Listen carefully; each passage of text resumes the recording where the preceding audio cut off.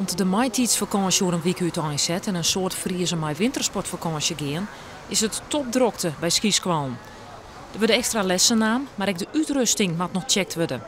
Vooral nu binnen de veiligheidspakketten in trek. 70-80% van de mensen bloot op een piste skiën.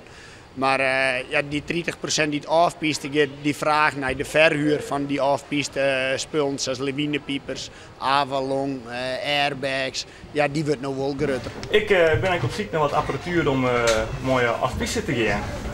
En ik ben benieuwd of Jim daar apparatuur voor heeft. Als ik afpiste ga, dan neem ik altijd spul mee. Het is, als je een keer wist wat het risico is, en dan kies je net omheen. En dan kies je steeds een keer zonder op paard. Maar het zal altijd correct gebeuren als het ook zonder apparatuur op paard is dat het dan gebeurt. Dus ik heb zelf ook altijd een regenbeschermer om en een broekje en een helm. Prins Friso bedaar juist onder een lawine doet er in het eerste Riekse leg boeten de piste skieden. De skieskwallen had er maar één waarschuwing voor. Je kan heel veel voorzorgsmaatregelen doen.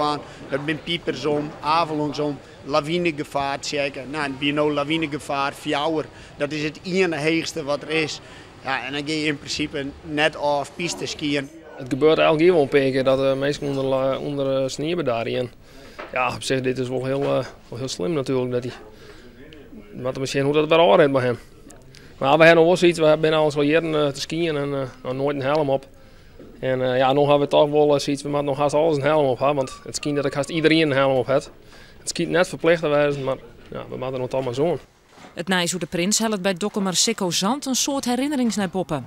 Rond 40 jaar verlien had hij van heel dichtbij hetzelfde meemaken.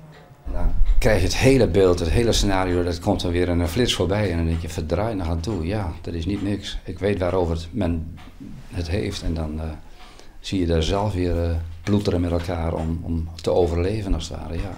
Zand wie mij een groep studenten en docenten in Eerst-Riek doet ze oefalwaarden troch een lawine. 3 studenten kwamen doet iets om het lippen. Voor Zand is het dreig te omschreeuwen hoe het de lawine vielde.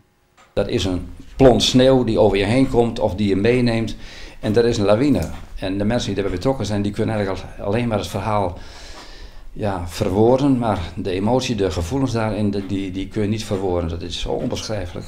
Prins Friso leidt nog heel tijd met gevaar voor zijn lippen in het ziekenhuis.